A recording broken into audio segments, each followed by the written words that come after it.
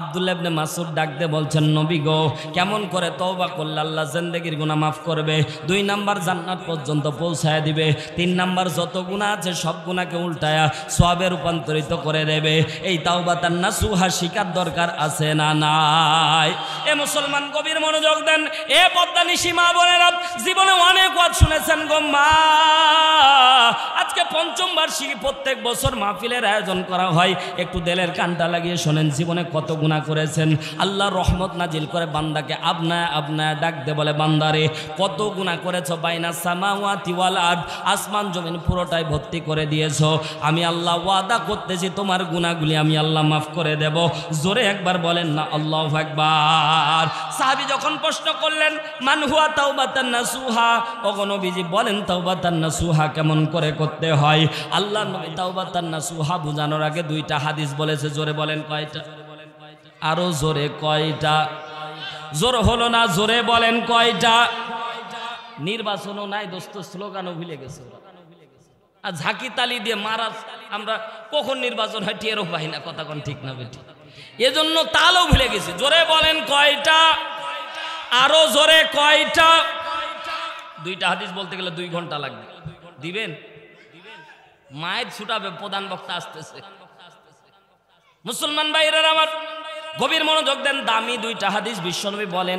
এই 2টা হাদিস এত দামি, একটা হাদিস বলার চেষ্টা করতেছি। মুসলমান গভীর মনোযোগ দেন। বিশ্বনবী বলে 2টা হাদিস বর্ণনা করতে গিয়ে কারো যদি 1 ফোঁটা চোখের পানি পড়ে, জোরে বলেন কয় ফোঁটা? 1 ফোঁটা চোখের পানি কারো যদি আসে, বিশ্বনবী বলেন রিসেন্ট ওই জায়গায় আল্লাহ জিন্দেগির তামাম গুনাহ মাফ করে দিবে। জোরে বলেন আল্লাহু আকবার। কত দামি হাদিস! বিশ্বনবীর মুসনাদে আহমদের ভিতর হাদিস এসেছে। আল্লাহর নবী ডাক দিয়ে বলে, উম্মতেরা শুনে নাও, শুনে নাও। আল্লাহর নবী সাল্লাল্লাহু আলাইহি সাল্লাম সাহাবা একরামকে সামনে নিয়ে বসে ডাক দিয়ে বলছেন, সাহাবীরা এই ঘটনা সাধারণ কোনো ঘটনা না। 2টা হাদিসের ভিতরে 2টা ঘটনা বিশ্বনবী বর্ণনা করতেছেন। আল্লাহর নবী তাওবাতান নাসুহা বুঝানোর আগে আল্লাহর নবী বুঝাচ্ছেন, উম্মতরা শুনে নাও আল্লাহর রহমত কত, আল্লাহর দয়া কত, আল্লাহ বান্দাকে কেমনে মাফ করতে চায় তোমরা কি জানো? আল্লাহর পয়গম্বর বারবার করে যখন উম্মতকে যখন বলতেছে, উম্মতরা শোনো, জিবরাইল আমিন আমাকে ঘটনা বর্ণনা করেছে। জিবরাইল ডাকতে বলছেন, নবীজি এই ঘটনা আমি জিবরাইল নিজে দেখে বর্ণনা করতেছি। জোরে বলেন আল্লাহু আকবার। যে ঘটনা জিবরাইল বর্ণনা করে এর কি সাধারণ ঘটনা ভাই? জোরে বলে সাধারণ ঘটনা হতে পারে? সাধারণ ঘটনা হলে জিবরাইল বলতো না। এ মুসলমান গভীর মনোযোগ দেন। বিশ্বনবী আমার ডাকতে বলছেন, উম্মতরা শুনে নাও। আল্লাহর নবী সাল্লাল্লাহু আলাইহি সাল্লাম ডাকতে বলে, উম্মতরা শুনে নাও। হযরতে পয়গম্বর মুসার রহমতের উপরে আল্লাহ রাব্বুল আলামিন ডাইরেক্ট জান্নাতি খাবার দান করতেন। নাম ছিল মান্না ও সালোয়া। ঠিক না? সূরা মাইদা যদি বিশ্বাস না হয় নোট করে নিয়ে যাবেন। সূরা মাইদার ভিতর আল্লাহ স্পষ্টভাবে মান্না এবং সালোয়ার কথা উল্লেখ করেছে। এ মুসলমান, আল্লাহর নবী ডাক দিয়ে বলে, হঠাৎ করে মান্না সালোয়া 3বার বন্ধ হয়ে গিয়েছিল। দ্বিতীয়বার যখন মান্না সালোয়া বন্ধ হয়, আল্লাহর নবী মুসার উম্মতেরা সাথে সাথে নবী মুসার কাছে চলে গিয়ে ডাকতে বলে, নবী মুসা মান্না সালোয়া নাজিল হওয়া বন্ধ হয়ে গেছে, একটু আল্লাহর দরবারে দোয়া করে দেন যাতে করে মান্না সালোয়া আবার নাজিল হয়। পয়গম্বর নবী মুসা আল্লাহর দরবারে হাত উঠিয়েছে। আল্লাহ একটু দিলের কানটা লাগিয়ে ঘটনাটা শোনেন মুসলমান, একটু মনোযোগ দিয়ে কথাগুলি শোনেন। এ পদ্মানিশি মা বোনেরা একটু মনোযোগ দিয়ে কথাগুলি শোনেন। আল্লাহর নবী সাল্লাল্লাহু আলাইহি সাল্লাম ডাক দিয়ে বলে, নবী মুসা আল্লাহর দরবারে দোয়া করার জন্য হাত উঠিয়েছে। আল্লাহ আমার উম্মতের জন্য মান্না সালোয়া আবার নাজিল করে দেন। আল্লাহ রাব্বুল আলামিন স্পষ্টভাবে দলিল নাজিল করে ডাক দিয়ে বলছেন, পয়গম্বর আপনার এলাকার ভিতরে একজন মানুষ আছে যেই ব্যক্তি খুব পাপ কাজ করেছে। এর পাপ আর পাপের পরিধি এত পরিমাণে বেড়েছে, এই পাপের কারণে আমি আল্লাহ রাব্বুল আলামিন মান্না সালোয়া নাজিল করা বন্ধ করে দিয়েছি। এর যতক্ষণ পর্যন্ত তোমরা জঙ্গলের মধ্যে ফেলে না দিয়ে আসবা, যতক্ষণ পর্যন্ত তারে এক ঘরে করে না দিবা, ততক্ষণ পর্যন্ত আমি আল্লাহ রাব্বুল আলামিন মান্না সালোয়া নাজিল করব না। জোরে একবার বলেন না আল্লাহু আকবার। এলাকার লোকজন আর দেরি করলো না, সাথে ছুটে গেল। লম্বা ঘটনা মুসলমান, সংক্ষিপ্ত আকারে বোঝার জন্য বলতেছি, একটু দিলের কানটা লাগিয়ে শোনেন। নবী মুসা সম্মত চলে গেল, দরজার মধ্যে নক করলে বাড়িওয়ালা বাড়িতে আসো।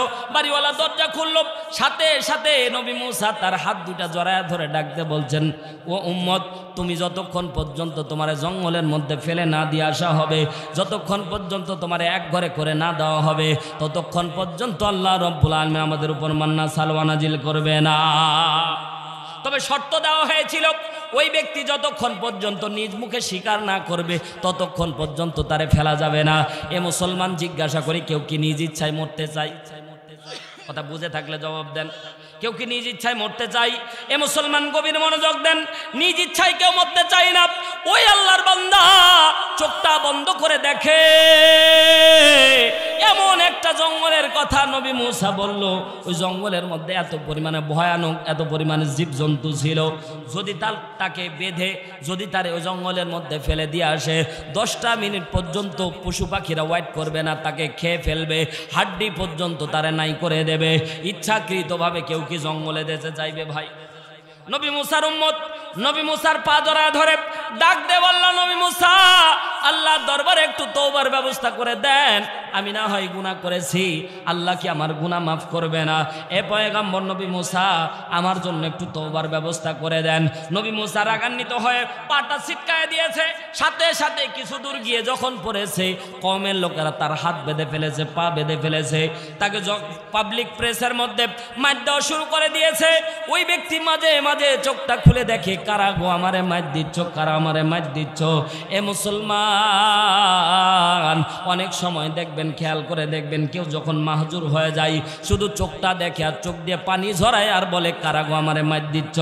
নবী মুসা বারবার করে যখন কওমের লোকেরা নবী মুসার ওই উম্মতরে মার দেয়, হাত বাঁধা পা বাঁধা, কিন্তু নবী মুসার পা বারবার করে জড়ায়া ধরে ডাকতে বলছে, নবী মুসা, আমারে মারতে মারতে এই জায়গায় তোমরা যদি মেরেও ফেলো আমি যাব না, কারণ আমি এখানে মারা গেলে অন্তত আমার জানাজা হবে, দাফন কাফন হবে, কিন্তু আমারে জঙ্গলের মধ্যে ফেলে দিয়ে আসলে আমার জানাজাও হবে না। কথা বুঝে থাকলে জবাব দেন, ঠিক কিনা? ওই ব্যক্তি বারবার করে নবী মুসার কাছে আকুতি করতেছে, এলাকার লোকজনের কাছে আকুতি করতেছে, বারবার করে আকুতি করতেছে, কিন্তু কেউ শুনে না। ও মুসলমান, বারবার করে মায়ের যখন দিচ্ছে, মাঝে মাঝে মায়ের যন্ত্রণায় অজ্ঞান হয়ে যাচ্ছে, মাঝে মাঝে চোখটা খুলে দেখতেছে, কারা মায়ের দিচ্ছে, দেখতে আত্মীয় স্বজন, কারা মায়ের দিচ্ছে দেখতেছে, আপনজন, এলাকার লোকজন মায়ের দিচ্ছে। এবার মাঝে খেয়াল করে দেখলো, ওই ব্যক্তি গালের মধ্যে কে যেন উঠে দাঁড়িয়েছে, পা রেখে কে যেন উঠে দাঁড়িয়েছে। আস্তে করে চোখটা খুলে আসমানের দিকে দেখে, কে গো আমার গালের উপরে পা দিয়ে দাঁড়ায় আছো? খেয়াল করে দেখতেছে আপন সন্তান গালের উপরে দাঁড়ায় গেছে। ও ভাই, পৃথিবীর একটা শক্তি আল্লাহ বাবা মারে দেয় নাই। মুসলমান, আল্লাহ তাআলা বাবা মারে কষ্ট সহ্য করার অনেক ক্ষমতা দান করেছে, কিন্তু কোনো সন্তান যদি বাবার গায়ে হাত তুলে, মায়ের গায়ে হাত তুলে, এটা বাবা মা সহ্য করতে পারে না। কথা জোরে বলেন, ঠিক কি না? এ মুসলমান, গভীর মনোযোগ দেন। ডানে বামে যাওয়া যাবে না। এখানে একটু ঘটনা নিয়ে আসলে মজা লাগতো, কিন্তু আমি মূল লক্ষ্য উদ্দেশ্যে পৌঁছাতে পারবো না। একটু গভীর মনোযোগ দেন।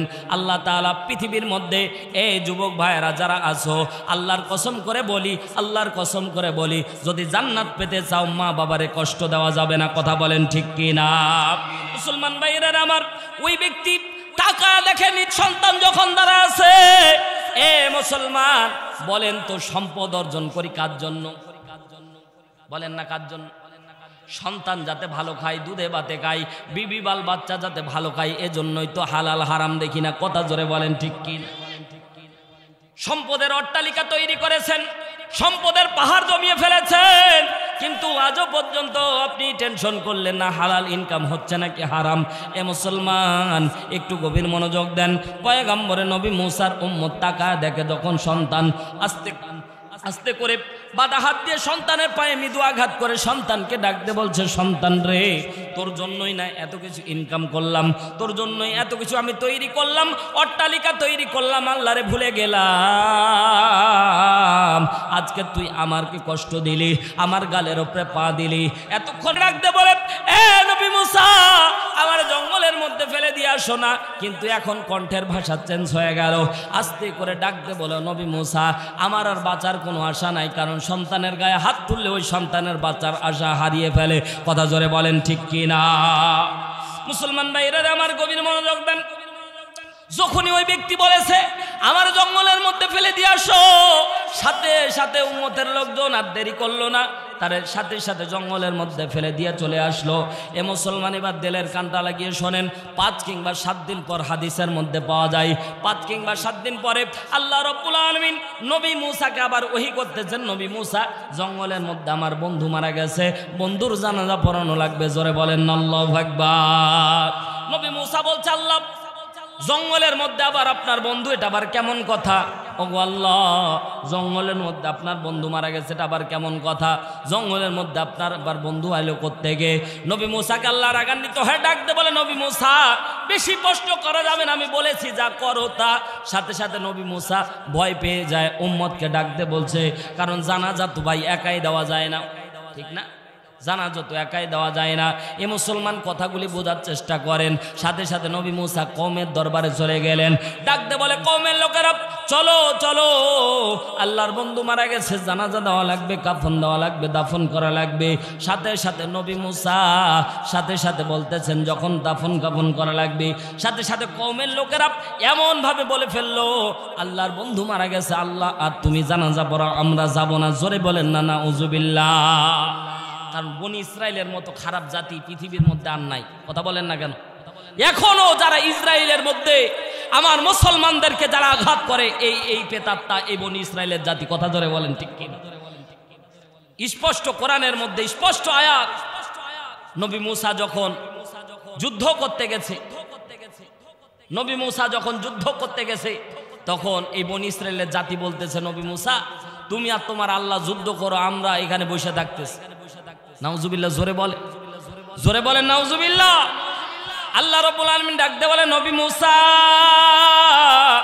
উম্মতকে জানা দেন, আপনার উম্মতেরা আমার বন্ধুর জানাজায় যারা অংশগ্রহণ করবে, আমি আল্লাহ রাব্বুল আলামিন সবার জিন্দেগীর গুনাহ মাফ করে দেব। জোরে বলেন আল্লাহু আকবার। এবার বলেন তো কেউ কি থাকবে? সবাই দৌড় মেরেছে জানাজা দেওয়ার জন্য, জঙ্গলের মধ্যে চলে গেল। নবী মূসা বলতেছে, জঙ্গলের মধ্যে যাওয়ার পরে হযরতে জিবরাইল বর্ণনা করছে, ইয়া রাসূলুল্লাহ, আল্লাহ শর্টকাটে বলেছিল আল্লাহর বন্ধু মারা গেছে, যদি তারা শুনতো তাহলে আল্লাহ তাআলা শর্টকাটে তাদেরকে লাশ খুঁজে দিত। কিন্তু যখন বলেছে আল্লাহ তার বান্দা, আল্লাহ তার নবী জানাজা পড়াক, সাথে সাথে নবী মূসা আল্লাহ রাব্বুল আলামিন নবী মূসাকে ডাকতে বলছেন, উম্মতের ভিতরে উম্মতের লোকদেরকে বলেন পুরা জঙ্গল তালাশ করে লাশ খুঁজে বের করা লাগবে। জোরে বলেন আল্লাহু আকবার। মুসলমান ভাইরা আমার গভীর মনোযোগ দেন। পুরা জঙ্গল তালাশ করে দেখে 5 কিংবা 7 দিন আগে যারা মাইর দিয়ে আমরা জঙ্গলের মধ্যে ফেলে দিয়ে আসলাম, এই লাশ ছাড়া লাশ তো খুঁজে পাওয়া যায় না। আবার জঙ্গলের মধ্যে তালাশ করে দেখে ওই যে 5 কিংবা 7 দিন আগে যারা আমরা রেখে আসলাম, এই লাশ ছাড়া লাশ খুঁজে পাওয়া যায় না। 3-3 করে তালাশ করে দেখে যারা আমরা আল্লাহর নাফরমান মনে করে যারা আমরা মাইর দিলাম, এই লাশ ছাড়া তো আর লাশ খুঁজে পাওয়া যায় না। কিরে লাশ 5 কিংবা 7 দিন পর্যন্ত কোনো পশু পাখি লাশের গায়ে হাত দিল না, কারণটা কি? সবাই আশ্চর্য হয়ে গেল। জোরে বলেন না আল্লাহু আকবার। আরো জোরে বলেন না আল্লাহু আকবার। মুসলমান ভাইরা আমার দিলের কানটা লাগিয়ে শোনেন, আল্লাহর নবী, ভাই কথা বলা যাবে না, আমি অনেকক্ষণ থেকে পরিলক্ষিত যে স্টেজ অগুছালো। এখানে আমি বলি, কারণ আমি তো ধারাবাহিকভাবে কোরআন থেকে আলোচনা করতে চাই আয়াত হাদিস দিয়ে, আমি ভুলে গেলে কিন্তু অগুছালো অন্যদিকে চলে যাবে। ঈশ্বরদী পর্যন্ত ঢাকার লাইন আর খুলনার লাইন, বাইপাস দিয়ে যদি সোজা দিকে যদি লাইন ক্রস থাকে, সোজা খুলনা যাবে, ঢাকা কি যাবে ভাই? আমি তো রেকর্ডিং করা কোনো ক্যাসেট না ভাই, আমার বাজায় দিবেন, বাজতেছি, আমার মাথায় একটা সেট আপ দেওয়া আছে। আমি তো ডান বামেও যাচ্ছি না, কারণ দৌড়াইতে হবে, প্রধান বক্তা আসলে আমার ছাড়তে হবে। আমি তো ঘড়ির দিকেও তাকাচ্ছি, ঠিক না? কারণ একটা মাকসাদে যদি না নিয়ে যাই তাহলে তো আলোচনার মূল থাকবে না। লিল্লাহে তাকবীর। সম্মানিত ভাইয়ের আমার গভীর মনোযোগ দেন। কোরআনের মাহফিলে বেয়াদবি করা যাবে না, একটু মনোযোগ দেন। পয়গম্বর নবী মূসা ডাকতে বলছেন। কওমের লোকেরা রাগান্বিত হয়ে গেল নবী মূসা, কারণ যে সন্তান নিজের বাবারে মারতে ছাড়ে না, ওই সন্তান বলেন তো নবী মূসারে কি ছাড় দেবে নাকি? নবী মূসা কলার চাপ দিয়ে ধরল, এই কি আল্লাহর বন্ধু? বলে হ্যাঁ। সাথে সাথে নবী মূসা আল্লাহর দরবারে ডাক দে, বলে আল্লাহ এটাই কি তোমার বন্ধু? বলে হ্যাঁ ওটাই আমার বন্ধু। আল্লাহু আকবার বল। নবী মূসার উম্মতের মধ্যে ওই ব্যক্তির সন্তান এবার কণ্ঠ নালি হুলকুম চাপ দিয়ে ধরে আসমানের দিকে তুলে ধরেছে। নবী মূসা তোমার কথা মতোই বাবারে মার দিয়ে জঙ্গলের মধ্যে ফেলে দিয়ে গেলাম। তুমি না বললাম আমার বাবা পাপী, আমার বাবা কোনোদিন আল্লাহরে আল্লাহ কয়া ডাক দেয় নাই, জীবনও কোনোদিন আল্লাহকে আল্লাহ বলে ডাক দেয় নাই, জীবনও কোনোদিন ইবাদত করে নাই, জীবনও কোনোদিন বন্দেগী করে নাই, আল্লাহর নাফরমানি করতে করতে জিন্দেগিটা খয়া দিয়েছে। এই না আল্লাহর শত্রু বলে আমরা মার দিয়ে তার জঙ্গলের মধ্যে ফেলে দিয়ে আসলাম। এই 5 দিনের ব্যবধানে কেমন করে আল্লাহর বন্ধু হয়? জোরে বলেন না আল্লাহু আকবার। এ মুসলমান আল্লাহ তাআলা পয়গম্বর ডাক দিয়ে বলে উম্মতরা শুনে নাও, এই ব্যক্তির মতো তোমরাও একটু নিজের গুনার সাথে নিজেকে মিলাও। আল্লাহ তাআলা আপনার অন্তরটাকে এমন ভাবে তৈরি করেছে ভাই, চোখটা বন্ধ করবেন, চোখটা বন্ধ করবেন। যদি বিশ্বাস না হয় আজকে বাড়িতে যায়া, এখানে তো অনেক হট্টগোল, অনেক লোকজনের মাঝে আপনার ধ্যান ধারণা আসতে নাও পারে। চোখটা বন্ধ করে 10টা মিনিট আজকে বালিশের সাথে মাথাটা লাগায়া চোখটা বন্ধ করে অতীত জিন্দেগির দিকে তাকাবেন, দেখবেন খেয়াল করে সমস্ত গুনার দিকটা চোখের সামনে আল্লাহ ওপেন করে দিবে। কথা বলেন ঠিক কি না? অন্তরটা আল্লাহ আয়না বানায় দিয়েছে, ঠিক না? অন্তরটা চোখটা বন্ধ করে 10টা মিনিট খালি চিন্তা করবেন, যত পাপ করেছেন অন্যায় করেছেন সবকিছু চোখের সামনে ভাসায় দিবেন কে? আরো জোরে বলেন কে? এই পদ্মা নিশি মা বোনেরা গভীর মনোযোগ দিয়ে শোনেন। আল্লাহর পয়গম্বর নবী মূসার কণ্ঠনালী চাপ দিয়ে সন্তান উপর দিকে দাঁড় করায় ডাক দিয়ে বলছেন আল্লাহর বন্ধু হলো কেমনে? নবী মূসা আসমানের দিকে তাকায় বলে আল্লাহ, ওগো পয়গম্বর, ওগো আল্লাহ বলেন বন্ধু হলো কেমনে? আপনার হুকুমেই না তার মার দিলাম,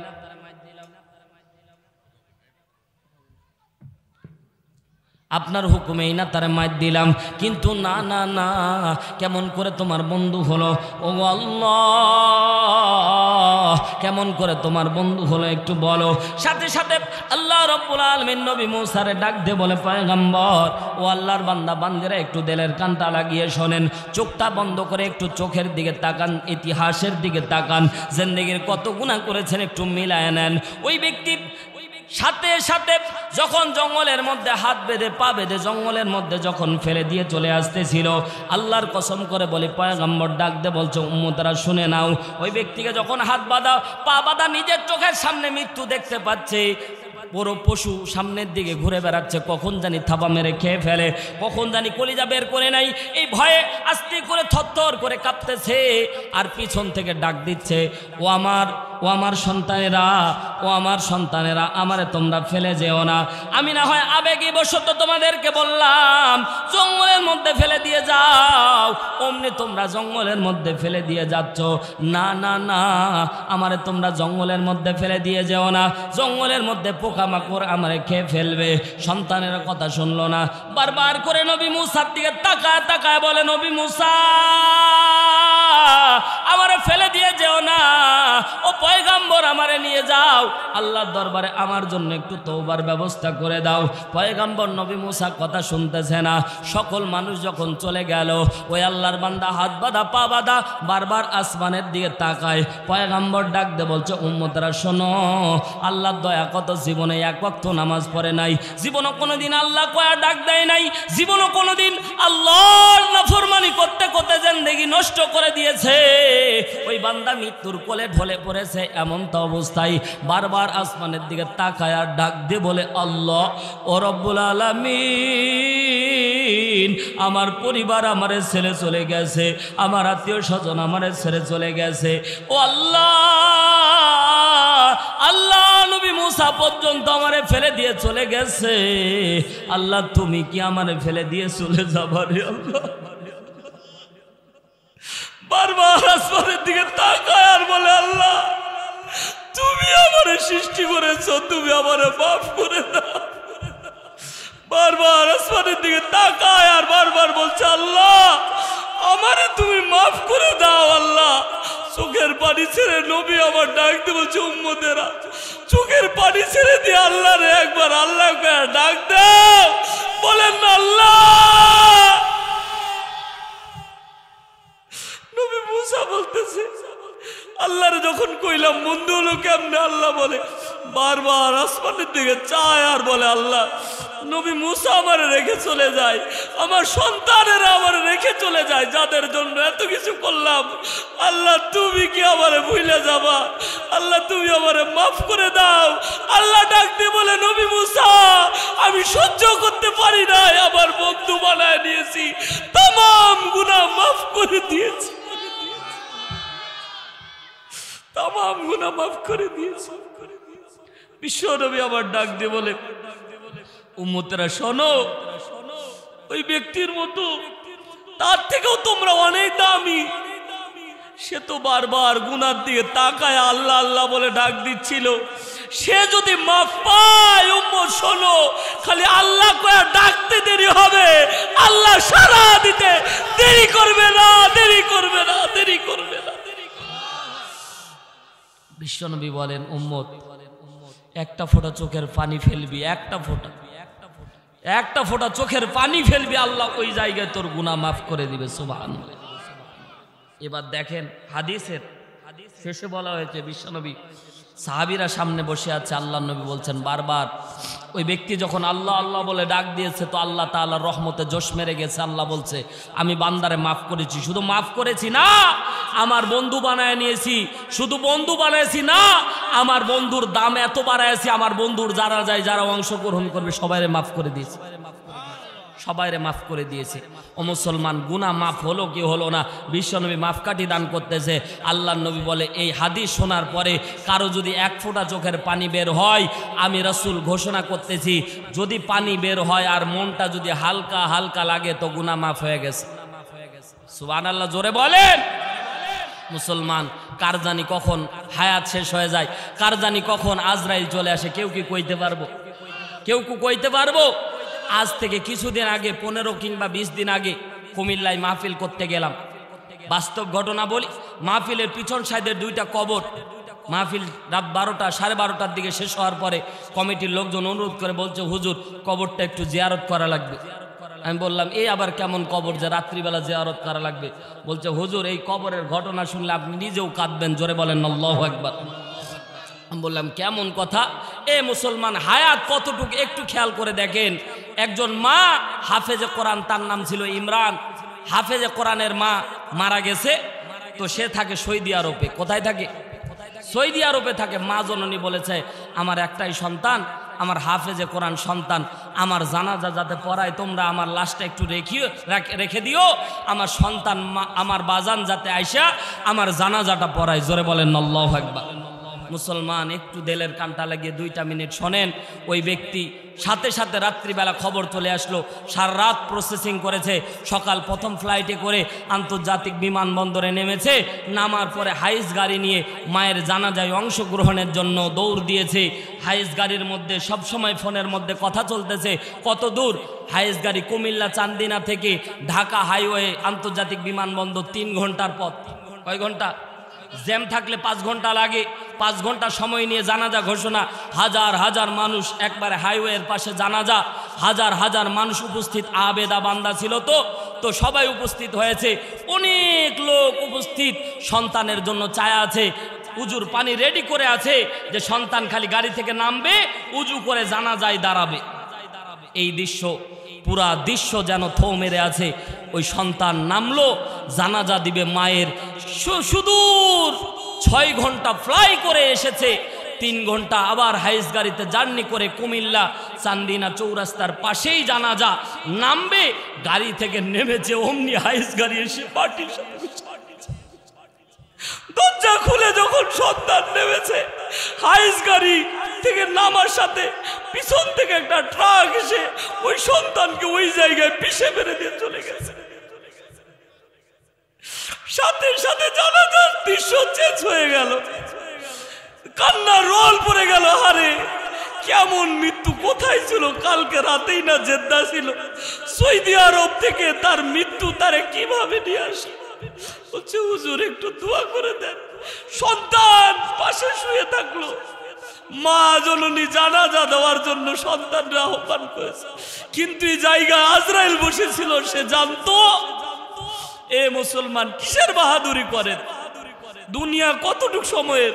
ওই যে বলতেছিলাম যে আমার সামনে ওই যে হাঙ্গারি নিয়ে জোর দিয়ে যাচ্ছে, মনে আছে তো? দেখেন 80, আমার গতি ছিল 80 গাড়ির, খেয়াল করে দেখলাম তার মানে 80-র বেশি গতি তার। 2 সেকেন্ডের ভিতরে একটা ইটের সাথে গাড়ির চাকা লাগার সাথে স্লিপ টান দিয়ে পড়ে গেছে। একটা হানিফ গাড়ি এসে তাকে ডলে দিয়ে একবারে মাটির সাথে মিশায় দিয়ে চলে গেছে।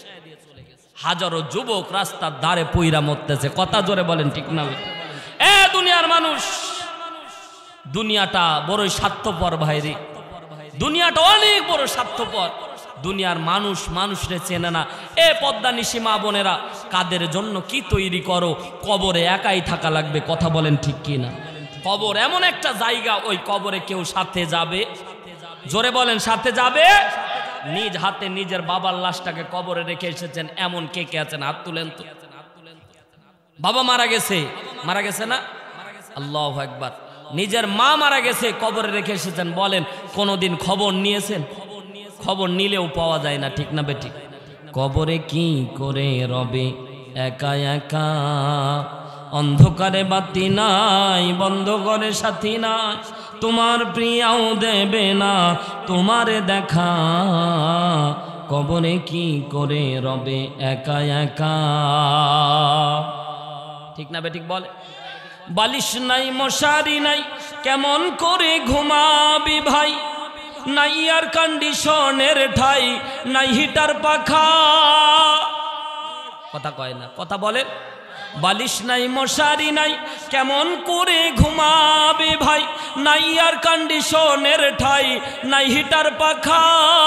শীত গরমে একই রুমে থাকতে হবে টানা ঘুমে, শীত গরমে একই রুমে থাকতে হবে টানা ঘুমে, থাকতে হবে টানা ঘুমে, বিধাতার লেখা, কবরে কি করে রবে একা একা। এমন একটা ঘর ভাই, কেউ আপনজন কেউ সাথে যাবে, কেউ সাথে যাবে না। যতটুক আমল করবেন এটাই আপনার কবরের সাথী। কথা জোরে বলেন ঠিক কি? যেই জায়গায় কোরআন এবং হাদিস থেকে আলোচনা হয়, পয়গম্বর আমার আজ থেকে 1500 বছর আগে বলে যায়, উম্মত শুনে নাও, ওই জায়গাটা ছোট্ট মনে হলেও, ওই জায়গাটা মাটির মনে হলেও, ওই জায়গাটা শামিয়ানার ঘেরা মনে হলেও তোমাদের কাছে সেটা অনেক কম দাম। আমার আল্লাহর কাছে ওই জায়গার দাম এত। বিশ্বনবী বলে দুনিয়ার 2টা জায়গা জান্নাতের বাগান, একটা হচ্ছে রিয়াজুল জান্নাহ, বিশ্বনবীর কবরকে বলা হয়, আশেপাশের স্থানকে বলা হয় জান্নাতের বাগান। 2 নাম্বার বিশ্বনবী পয়গম্বরে আরবি ডাক দিয়ে বলে, উম্মতেরা শুনে নাও, আমি রাসূল ঘোষণা দান করে দিলাম, উম্মতের জন্য যে জায়গায় কোরআন হাদিস থেকে কথা বলা হবে ওই জায়গাটাও আমি রাসূল ঘোষণা করে দিলাম, ওটা হলো জান্নাতের বাগান। আরো জোরে বলেন না সুবহানাল্লাহ। অনেকে এবার প্রশ্ন করতে পারেন, হুজুর যদি জান্নাতের বাগান হবে তাহলে সবাই আসে না কেন? প্রশ্ন আসে না? নাই। কারণ জান্নাতের বাগান যদি আল্লাহ গেট খুলে দেয়, কেউ কি বাদ থাকবে ভাই ঢোকার? কথা বলেন না কেন? আল্লাহর বান্দারা গভীর মনোযোগ দেন। অনেকেই একজন প্রশ্ন করলো, হুজুর যদি জান্নাতের বাগান হবে তাহলে জান্নাতের বাগানে আপনারা টাকা কম হলে আসেন না কেন? এটা আমাদের ব্যক্তিগত ব্যাপার। মুসলমান ভাইরা আমার, একটা জিনিস শর্টকাটে আপনাদেরকে বোঝানোর চেষ্টা করি। গত 3 দিন আগে আমি ঢাকা থেকে যখন দিনাজপুর আসতেছিলাম, যখন গাড়ির মধ্যে উঠলাম, গাড়ির মধ্যে উঠার পরে গাড়ির হেল্পার মাঝে মাঝে বলে, যখন পাবনা পার হয় তখন দিনাজপুর দিনাজপুর বলে, ঢাকা পার হয়ে যখন টাঙ্গাইল ঢুকলো দিনাজপুর। কি বলে? জোরে বলেন কি বলে? কিন্তু ওটাকে দিনাজপুর না টাঙ্গাইল। সামনে আসলো সিরাজগঞ্জ, কিন্তু ভাই সিরাজগঞ্জ বললো না, বারবার করে বাড়ি মারে আর কয় দিনাজপুর দিনাজপুর। কথা বলেন না কেন? আর একটু সামনে আসলো বগুড়া, বগুড়া আসার পরে তাও শুনলাম দিনাজপুর। আমি কৌতূহলী জানি, তারপরেও হেল্পারকে জিজ্ঞাসা করলাম, ভাই আপনি এই জায়গাটা বগুড়া তারপরও দিনাজপুর বলতেছেন কেন? বলছে হুজুর আপনারা তো বোকা মানুষ। আমরা কি সরে বলেন, আমরা কি? আমাদেরকে বোকা ভাবে মানুষ। কিন্তু একটা জিনিস মনে রাখবেন, হুজুরদের মাথায় যা আছে পুরা পৃথিবীতে তা নাই। কথা জোরে বলেন ঠিক না বেঠিক? মুসলমান ভাইরা আমারে বললো হুজুর বোকা মানুষ আপনি বুঝেন না। বললাম কি বুঝি না ওটা বুঝাই দাও। বলছে হুজুর ওই যে গাড়ির মধ্যে আমরা বারবার দিনাজপুর বলতেছি, তার মানে এই গাড়িটা দিনাজপুর পর্যন্ত যাবে। যারা এই গাড়ির মধ্যে উঠবে তারা রংপুর, সৈয়দপুর যে যেখানে নামতে পারবে, দিনাজপুর পর্যন্ত আসতে গিয়ে যত স্টপ পড়বে তারা উঠতে পারবে। সহজ ভাষায় যখন আমরা দিনাজপুর বলতেছি মানুষের বোধগম্য হয়ে যাচ্ছে। মুসলমান ভাইরারে আমার, পয়গাম্বরে আরবি ১,৫০০ বছর পূর্বে ডাক দিয়ে বলে উম্মতরা শোনো, যেই জায়গায় কোরআন হাদিস থেকে কথা বলা হয় ওটা হলো জান্নাতের বাগান, কিন্তু আহ্বান করা হলো জান্নাতের বাগান। এ মুসলমান পদ্মানিশি আমার মা বোনেরা, গভীর মনোযোগ দিয়ে দিলের কানটা লাগিয়ে শোনেন। আমার আল্লাহ ডাকতে বলে পয়গম্বর উম্মতকে জানায়া দেন। উম্মত যখন বলেছে, বিশ্বনবী যখন বাড়ি মেরে বলল উম্মতেরা যে জায়গায় কোরআন হাদিস থেকে বর্ণনা করা হয় ওই জায়গাটা জান্নাতের বাগান, পয়গম্বর আজ থেকে ১,৫০০ বছর আগে বলল। কিন্তু দুনিয়ার মানুষ হাদিস বলতে ভুল করলাম আমরা। এই জায়গায় বসলে, এই জায়গায় গন্তব্য জান্নাত, এই জায়গায় বসে যদি আমরা বিগত সেশনের গুনাহগুলিকে তওবা করে আল্লাহর দরবারে ফিরে আসি, আমরা যদি বাতিলপন্থী সব কিছু ছেড়ে গিয়ে হকের পথ ধরি, আমরা যদি মিথ্যা কথা ছেড়ে দেই, সুদ খাওয়া ছেড়ে দেই, ঘুষ খাওয়া ছেড়ে দেই, দুর্নীতি করা ছেড়ে দেই, সব কিছু যখন ছেড়ে দেব, বলেন তো ব্যক্তির স্থান কোথায় হবে? জোরে বলেন না কেন? জোরে বলেন কোথায় হবে? তখন ব্যক্তির স্থান জান্নাত হবে। এই জন্য তো পয়গম্বরে আরবি ডাকতে বলে উম্মতরা শোনো, দুনিয়ার ওই জায়গাটা এই জন্য জান্নাতের বাগান বলা হয়, টুকরা বলা হয়। ওই জায়গায় বসলে গন্তব্য জান্নাত। জোরে বলেন না আল্লাহু আকবার। মুসলমান ভাইরা আমার দিলের কানটা লাগিয়ে শোনেন, লম্বা করা যাবে না। দ্বিতীয় বক্তা মানে রেস্ট্রিকশনের একটা বিষয় আছে মুসলমান। সূরা তাহরিম ৮ নম্বর আয়াতে কারিমা তেলাওয়াত করেছি। এই আয়াতের উপর কথা বলার নিয়ত করেছি। আল্লাহ কথা বলার তৌফিক দান করুন, বলেন আমিন।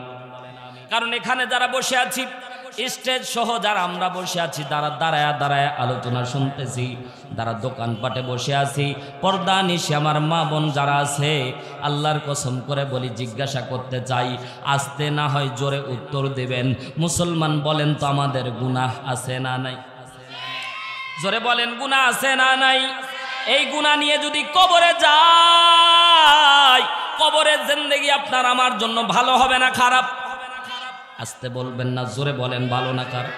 এ মুসলমান দুনিয়াদারি কতই বুঝলাম, দুনিয়া নিয়ে কেউ কোনোদিন ওয়াজ করে না, তারপরেও দুনিয়া বোঝা যায়। কথা বলেন ঠিক কি না? কই আজ পর্যন্ত তো কেউ বয়ান করলো না। সকালবেলায় উঠে রিক্সা নিয়ে বের হওয়া লাগবে, সকালবেলা উঠে অটো নিয়ে বের হওয়া লাগবে, সকালবেলা উঠে জমিন চাষ করা লাগবে। কেউ কি কোনোদিন ওয়াজ করেছে? কই সকালবেলা যখন হয়ে যায় নিজের কর্মব্যস্ততায় নিজেকে নিয়োজিত করে ফেলি, কিন্তু আমার আল্লাহ ডাকতে বলে বান্দা বারবার করে তোমারে ফজরের সময় ডাকা হলো, এ বান্দা তুমি তো শুনলা না। জোহরের নামাজে তোমারে ডাকা হলো, কই বান্দা তুমি শুনলা না। আসরের ওয়াক্তে বান্দা তোমারে ডাকা হলো, কই বান্দা তো তুমি শুনলা না। আল্লাহ রব্বুল আলামিন ডাকতে বলে বান্দা দুনিয়া তো ভালোই বুঝলা, কিন্তু দুনিয়া মানুষের চিরস্থায়ী না, এই দুনিয়া মানুষের ক্ষণস্থায়ী। কথা জোরে বলেন ঠিক কিনা? দুনিয়া থাকার জায়গা নয় রে দুনিয়া, দুনিয়া থাকার জায়গা নয়। কথা বলেন ঠিক কিনা? ও ভাই, এই দুনিয়া কি থাকা যায় না? জোরে বলেন না কেন? এই দুনিয়া থাকা যায় না মুসলমান। নিজ হাতে নিজের বাবার লাশটাকে কবরে রেখে এসেছি। পর্দা নিশি মা বোনেরা দিলের কানটা লাগিয়ে শোনেন, দুনিয়া কারো থাকার জায়গা না। এজন্য কবিতার কবির ভাষায় সুন্দর করে বলে, দুনিয়া থাকার জায়গা নয় রে দুনিয়া, দুনিয়া থাকার জায়গা নয়। না ফেরার দেশে যাইবা একদিন ফেসে, আর তো ফিরা আইবা না। ও দুনিয়া, দুনিয়া থাকার জায়গা নয়। কথা জোরে বলেন ঠিক কিনা? নাকের কাছে জীবন তোমার, মরণ ঘাড়ের পিছে, প্রাণ পাখি দিলে ফাঁকি, সবই তোমার মিছে। কথা জোরে বলেন ঠিক কিনা? নাকের কাছে জীবন তোমার, মরণ গারের পিছে, প্রাণ পাখি দিলে ফাঁকি, সবই তোমার মিছে। চোখ বুঝিলে একবার তুমি, হায় রে চোখ বুঝিলে একবার তুমি, আর তো ফিরা আইবা না। দুনিয়া থাকার জায়গা না, দুনিয়া থাকার জায়গা নয় রে দুনিয়া, দুনিয়া থাকার জায়গা নয়। কথা জোরে বলেন ঠিক কিনা? এ মুসলমান গভীর মনোযোগ দিয়ে শোনেন, দুনিয়া আপনার আমার থাকার জায়গা না। এ দুনিয়া বড় স্বার্থপর, দুনিয়ার মানুষ, এই দুনিয়ার মানুষ এতটাই স্বার্থপর ভাই, আজকে বিকালবেলা যদি আপনার মৃত্যু হয়, কাল পর্যন্ত অপেক্ষা করবে না, রাত্রিবেলায় আপনার জন্য কাফনের কাপড় এনে রেডি করবে। কথা জোরে বলেন ঠিক কিনা? দুনিয়ার মানুষ এতই স্বার্থপর ভাই, আজকেই যদি আপনার মৃত্যু হয়ে যায়, এ মুসলমান কল্পনাও করতে পারলেন না কেমন মৃত্যু আমাদের চোখের সামনে ঘটে যায়, কিন্তু আজও পর্যন্ত উপলব্ধি করতে পারলাম না। গত 5 দিন আগে আমার চোখের সামনে, আমি প্রাইভেট কার নিয়ে মাহফিলে যাচ্ছিলাম, চোখের সামনে দিয়ে একটা বাইক, হাং মোটর সাইকেল, এমন জোরে 100-100-র উপরে তার ছিল গতি। খেয়াল করে দেখলাম আমার গতি দেখতেছি, আমার প্রাইভেট কারের গতি 80, তার মানে আমার ওভারটেক করেছে, 80-র উপরে তার বেগ আছে।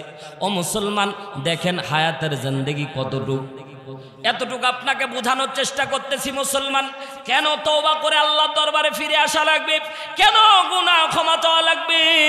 আল্লাহ বলে, বান্দা বাইনাস সামাওয়াতি ওয়াল আরদ, আসমান জমিন ভর্তি যদি গুনাহ করো রে বান্দা, আর আমি আল্লাহর দরবারে ফিরে এসে যদি তওবা করতে পারো, আমি আল্লাহ তোমার জিন্দেগির तमाम গুনাহ মাফ করে দেব। জোরে বলেন আল্লাহু আকবার। আল্লাহ শুধু নরম ঠোঁটের দিকে চায়া থাকে। এ বান্দা, আপনি আমি যখন গুনাহ করি, মুসনাদে আহমদের ভিতরে হাদিস এসেছে, বিশ্ব নবী বলে, উম্মত আমার যখন গুনাহ করো, আল্লাহ তোমার নরম ঠোঁটের দিকে চায়া থাকে। কেমন করে? ফেরেশতারা বারবার করে বলে, আল্লাহ বান্দা তো গুনাহ করেছে রে আল্লাহ, এই বান্দার গুনাহ কি লিখব? আল্লাহ বলে, না না না, ইন্তেজার করো, সময়ের অপেক্ষা করো। সময় চলে গেল, জোহরের রক্ত হয়ে গেল, বান্দা এখনো ফিরে আসলো না। আসরের রক্ত হয়ে গেল, বান্দা এখনো ফিরে আসলো না। মাগরিবের রক্ত হয়ে গেল, বান্দা এখনো ফিরে আসলো না। এশারের রক্ত হয়ে গেল, বান্দা ফিরে আসে না। এ নাফরমান, কত গুনাহ করার পরে আল্লাহর দরবারে তো ফিরে একবার তওবা করলাম না। আল্লাহ বলে, বান্দা তোর নরম ঠোঁটের দিকে বারবার করে চেয়েছিলাম। ফেরেশতা বলল, আল্লাহ বান্দা তো ঘুমায়া পড়ল। আল্লাহ রব্বুল আলামিন আজব হয়ে আল্লাহ রব্বুল আলামিন একটা দীর্ঘশ্বাস ফেলে বান্দাকে ডাক দে, বলে, বান্দারে তোর নরম ঠোঁটের দিকে চেয়েছিলাম, বান্দা তুই তওবা করে ফিরে আসবি। আমি আল্লাহরে আল্লাহ কয়া ডাক দিবি, আমি আল্লাহ তোর জিন্দেগির গুনাহ মাফ করে দেব। জোরে একবার বলেন না আল্লাহু আকবার। গুনাহ ক্ষমা করবে আল্লাহ, ওয়াদা করতেছে, বান্দা তোমার জিন্দেগির तमाम গুনাহ মাফ করে দেব। এ পদ্মানিশী মা বোনেরা, কত গুনাহ করেছো, কত গোপনীয় প্রকাশ্যে যত গুনাহ, দুনিয়ার কেউ না জানলেও জানে কে? জোরে বলেন না, দুনিয়ার কেউ না জানলেও জানে কে? সবাই বলেন, দুনিয়ার কেউ না জানলেও জানে কে? আরো জোরে বলেন, জানে কে? এ মুসলমান, আল্লাহ সব খবর জানে, কিন্তু আল্লাহ প্রকাশ করে দেয় না রে মুসলমান। আজকে আমার মাওলানা হারুনুর রশিদ বলে কত নাম ডাক করতেছেন, অ্যাডভোকেট মাইনুল আলম। আল্লাহ রব্বুল আলামিন যদি আমাদের গুনাহগুলি আপনাদের সামনে ওপেন করে দিত, আজকে আপনারা আমাদেরকে স্টেজে উঠতে দিতেন না। কথা জোরে বলেন ঠিক কিনা? আজকে যদি শ্রোতার গুনাহ বান্দার সামনে, আমাদের সামনে ওপেন করে দেওয়া হতো, আমরা কষ্ট করে বয়ান করার জন্য দীর্ঘ পথ পাড়ি দিয়ে আসতাম না। পর্দানিশী মা বোনদেরকে লক্ষ্য করে বলছি, মা গভীর মনোযোগ দিয়ে শোনা লাগবে। জিন্দেগির যত গুনাহ করেছ, স্বামী যদি জানতো তাহলে তোমারে তালাক দিয়ে দিত। কথা জোরে বলেন ঠিক কিনা? গোপন যিনি রেখেছেন, চিৎকার দিয়ে বলেন তিনি কে? আরো জোরে বলেন তিনি কে? এ মুসলমান, আল্লাহ গোপন রেখেছে। কেন গোপন রেখেছে? আল্লাহ বলে, বান্দা তোর গোপন গুনাহ যখন গোপন ভাবে আমি আল্লাহর দরবারে তুই মাফ চাইবি, আমি আল্লাহর সাথে সাথে মাফ করে দেব। জোরে বলেন না সুবহানাল্লাহ। কিন্তু কপাল পোড়া ভাই, কপাল পোড়া, আমরা গুনাহ করি আর ফখর করি। কথা বলেন না কেন? গুনাহ করি আবার ফখর করি। একটা জিনিস মনে রাখবেন, পাপ যদি করেন তো কাউকে সাক্ষী রাখবেন না। কি রাখবেন না? জোরে বলেন, ওয়াজ বোঝার চেষ্টা করেন। ওয়াজ কি বুঝতেছেন?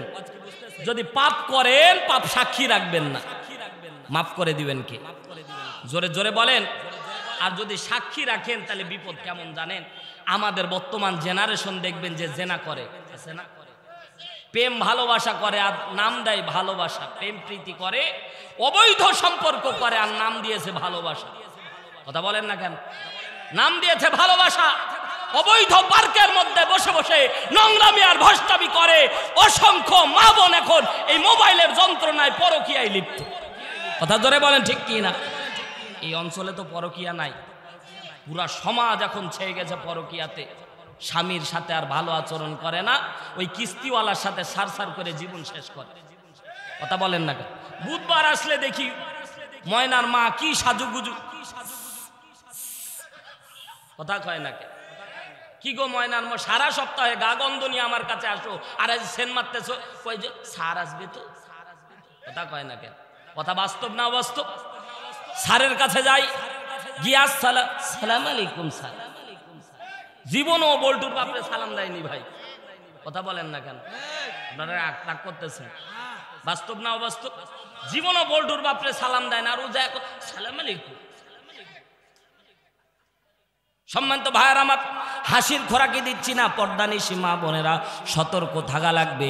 এই যে রজব মাস, বিশ্বনবী যখন মেরাজের রজনীতে যায়, বিশ্বনবীকে জান্নাত দেখানো হলো, জাহান্নাম দেখানো হলো। এ পর্দানিশী মা বোনেরা, আমার বিপক্ষে আপনি বদদোয়া দিবেন না গো মা।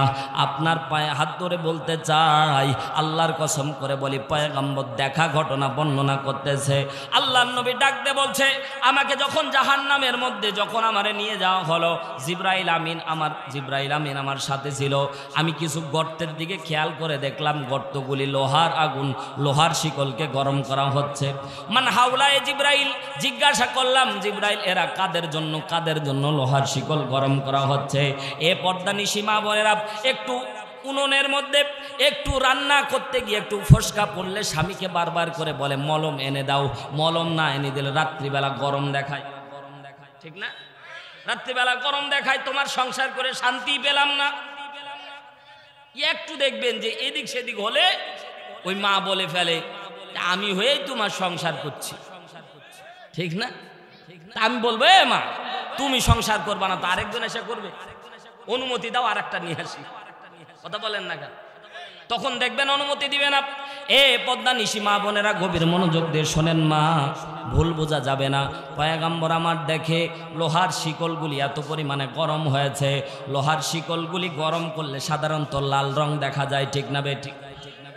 কিন্তু বিশ্বনবী মেরাজের রজনীতে বিশ্বনবী যখন জাহান্নামের গর্তগুলি দেখতেছিল, বিশ্বনবী খেয়াল করে দেখতেছিল লোহাগুলি গরম হয়েছে, এমন উত্তপ্ত গরম, লোহার রং কালো হয়ে গেছে। লোহার রং কি? জোরে বল, বুঝানোর জন্য বলতেছি। কামারের দোকানে যাবেন, যাওয়ার পরে লোহা যখন গরম করে দেখবেন, যখন টান মারে লোহা যখন গরম হয়, লোহার উপরে হাফ ইঞ্চি একটু উপরের দিকে খেয়াল করে দেখবেন একটা সীসার মতো কালো দেখা যায়। কথা জোরে বলতে হবে ভাই, সবাই বলেন ঠিক না বে ঠিক? যদি বিশ্বাস না হয় কালকে যা প্রমাণ করবেন। এ মুসলমান গভীর মনোযোগ দেন, লোহার ওই অংশে কালো, ওই জায়গাটা লোহা যতটুকু গরম তার থেকে দ্বিগুণ গরম ওই জায়গাটা। বিশ্বনবী বলেন, লোহাগুলিকে গরম করতে করতে লোহার রং কালো হয়ে যায়। আল্লাহ নবী জিজ্ঞাসা করে, ও জিবরাইল, কাদের জন্য এইরকম লোহা গরম করা হচ্ছে?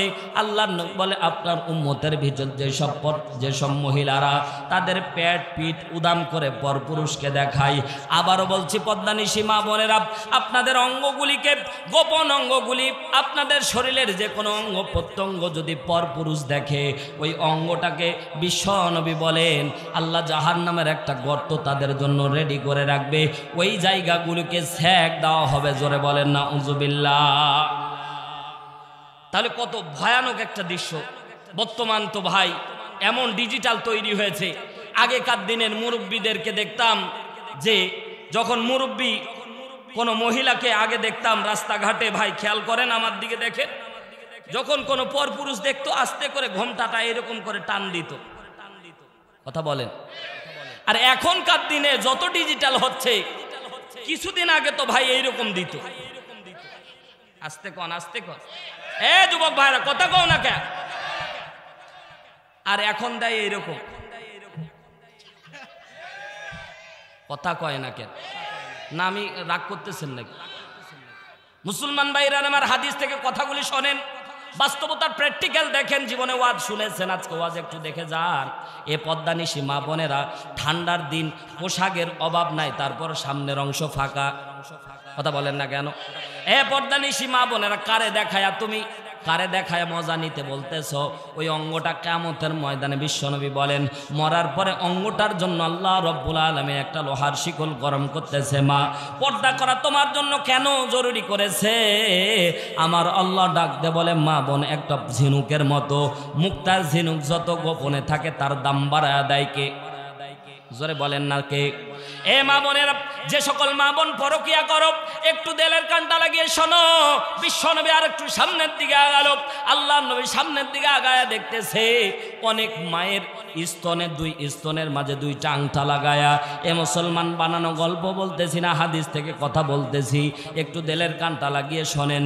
বিশ্বনবী বলেন স্তনের মধ্যে আংটা লাগায়া ঝুলায় রাখা হয়েছে। বিশ্বনবী ডাক দে বলে, তাদের সামনে দারুণ দারুণ ভালো ভালো খাদ্য খাবার আছে, কিন্তু তারা খাদ্য খাবার খায় না। পচা রক্ত মাংস পুজ আল্লাহ তাআলা তাদের জন্য রেডি করে রেখেছে। ভালো মাংস বাদ দিয়ে তারা খারাপ মাংসগুলি ভক্ষণ করতেছে, রক্ত মাংস খাচ্ছে। বিশ্বনবী ডাকতে বললেন, জিব্রাইল ভাই, এরা কারা? কাদের জন্য ভালো মাংস থাকার পরেও এরা ভালো জিনিস খাচ্ছে না, খারাপটা কেন খাচ্ছে? আল্লাহ নবীর সামনে জিব্রাইল ডাকতে বলছেন, নবীজি, আপনার উম্মতের ভেতর যে সকল নর নারী যারা ব্যভিচার করত, জেনা করত, হালাল পন্থা বাদ দিয়ে হারামের দিকে ঝুঁকে যায়। কথা বলেন না কেন? একজন আমাদের মন্ত্রী তো একদিন বলেই ফেলেছিল, বিয়ে করলে একটা, না করলে হাজারটা। মতিয়া চৌধুরী নাম শুনেন নাই? কথা কয় না, ডাইরেক্ট বলেছিল বিয়ে করলে একটা, না করলে হাজারটা। ও মুসলমান, আল্লাহ তাআলা বলছে আমি ওই রকম রেডি করে রেখেছি, হাজারটার মজা নিবা তো আমি আল্লাহ হাজারটার মজার জায়গাও তৈরি করে রেখেছি। কথা জোরে বলেন ঠিক কি না? এ পদ্মানিশি মা বোনেরা, আগেকার দিনে খেয়াল করে দেখতাম দাদি আর নানি তসবির দানা টিপতে টিপতে ক্ষয় করত, আর এখনকার দিনে ডিজিটাল দাদি আর নানিদের খেয়াল করে দেখে রিমোটের দানা ক্ষয় করে দেয়। এত পরিমাণে টিপেছে লাল বাটন, দোস্ত লাল বাটন মাঝে মাঝে খুঁজেই পাওয়া যায় না। কথা কয় না? এত পরিমাণে টিপেছে। অনেক সময় কালকের একটা পত্রিকার কাটিং দেখলাম, স্বামী দেখবে খেলা, স্ত্রী দেখবে সিরিয়াল, এই নিয়ে মারামারি করে একজন মার্ডার। এটা কি অবাস্তব কথা বললাম? কথা বলেন, অহরহ ঘটতেছে আমাদের সমাজে। কথা জোরে বলেন ঠিক কিনা?